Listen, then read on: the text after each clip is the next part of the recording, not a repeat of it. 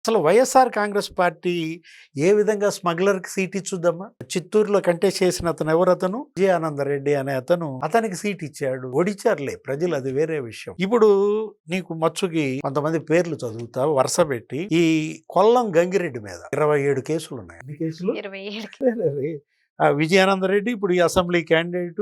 ఇతనికే APSRTC vice chairman ఓడిచ్చాడు జగన్మోహన్ రెడ్డి. ఆ తర్వాత నాగభూషణం చంద్రగిరి మొన్న అరెస్ట్ చేసి జైలుకు కూడా పంపించినట్టున్నారు. మరి బెయిల్ పై బయటకు వచ్చి ఉంటాడు. చెవిరెడ్డి క్యాండిడేట్ అనమాట. తర్వాత అశోక్ రెడ్డి, అతను చెవిరెడ్డి పెట్టే. గజ్జల శ్రీనివాసరెడ్డి పీలేరు. అదే తనతనేంటి ఖమ్మం వారి పల్లె, వాళ్ళ ఆవిడే జడ్పీటీసీ, వైసీపీ జడ్పీటీసీ అనమాట ఈ గజ్జల శ్రీనివాసరెడ్డి. అసలు ఇతనైతే వెహికల్ తో గుద్దిచ్చాడు 4 పోలీసుల్ని ఆ అడవుల్లో. పాపం ఒక కానిస్టేబుల్ చచ్చిపోయాడు. ఎవరు ఇక్కడ ఆ కేసు కూడా అతని మీద ఉందన్నమాట.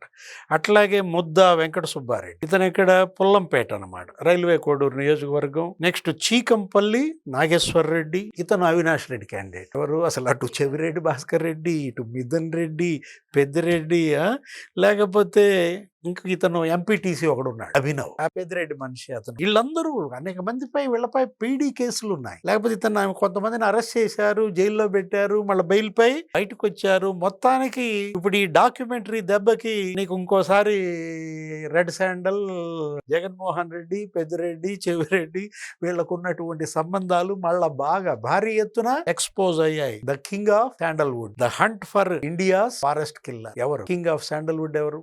పెద్దిరెడ్డి లేకపోతే చెవిరెడ్డ, విజయానంద రెడ్డి? అసలు ఏకంగా జగన్మోహన్ రెడ్డే ద కింగ్ ఆఫ్ శాండల్వుడ్.